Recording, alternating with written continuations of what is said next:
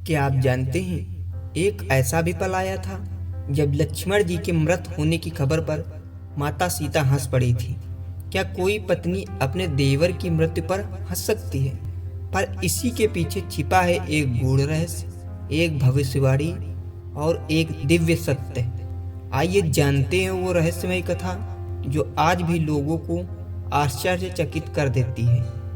दरअसल जब माता सीता लंका से लौटकर अयोध्या आई, उन्होंने राम के साथ राज्य में कुछ समय बिताया, परंतु विधि विधान का कुछ और ही था। लव और कुश के जन्म के बाद सीता ने स्वयं धरती माता से प्रार्थना कर पृथ्वी में समा जाने का निर्णय लिया। पर इससे पहले एक ऐसा प्रसंग हुआ जो आज भी रहस्य बना हुआ है। जब भगवान राम के समय एक बार काल देवता स्वयं साधु का वेश धारण कर राम के पास आए।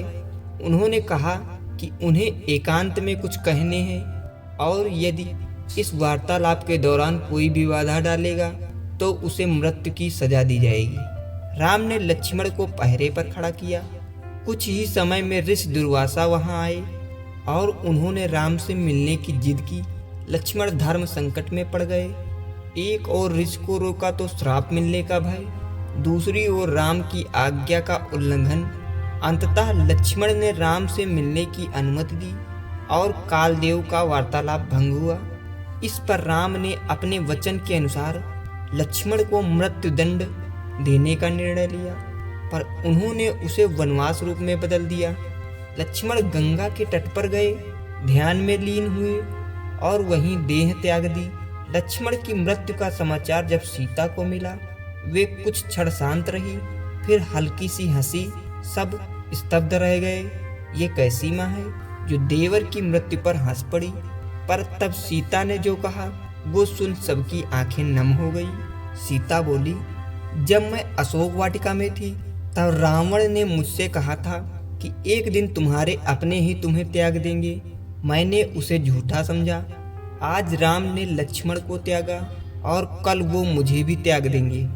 आज रावण का कहा सत्य सिद्ध हुआ। यही सत्य सुनकर मैं हंसी हूँ, क्योंकि अब मुझे इस दुनिया का कोई मोह नहीं। माता सीता की ये हंसी त्याग की पीड़ा थी, विश्वास के टूटने की कड़वाहट थी और भाग्य की विडंबना पर एक तीखा व्यंग्य। सीता की हंसी कोई उपहास नहीं, बल्कि एक ऐसी स्त्री का मौन प्रतिरोध थी जिसने जीवन भर सिर्फ सहा और अंत में मुस्कुराकर संसार से विदा ले ली।